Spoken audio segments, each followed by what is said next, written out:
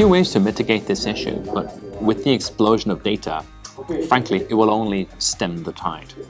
Ironically, a solution to this problem that's created by technology is even more technology. The cost of storage has plummeted, which means that organizations store far more data than they should do. And it's not different data, it's, as you pointed out, duplicates. So for example, people are working on a document on their laptop and then they're sending it via email to 15 different people, then they reply with attachments and replies to replies, etc., etc. And that's how the volume of data just simply explodes.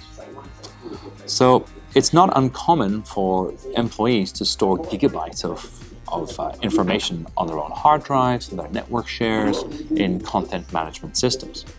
Then what happens in the background, unbeknown to many of these employees, is that these employees are then stored on a server for a period of time, after which, due to storage constraints, they are sent to a journal, then they are stored in a nearline repository or an offline repository, and for many reasons. Many times it's for business continuity or for disaster recovery or whatever other purpose. So organizations may start off with one email and then suddenly, because of their own business requirements, they've got 5 different copies.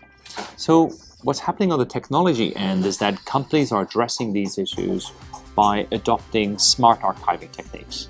So they are deduplicating the emails at source. So in my example I gave earlier, where one individual might send an email to 15 people, they will only keep 1 copy, which reduces storage.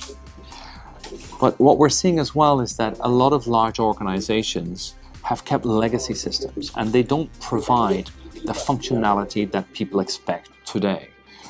People today expect access to instant information, instant retrieval. There's very little patience, I'm afraid.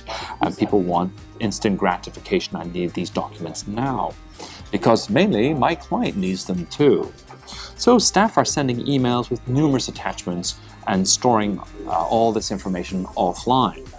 The other trend that we're seeing is that staff are putting corporate data into personal storage accounts, such as a Dropbox and SkyDrive. So there's a clear risk here if that is being allowed to occur. So culturally, what companies should be doing is changing how technology is used within the workplace.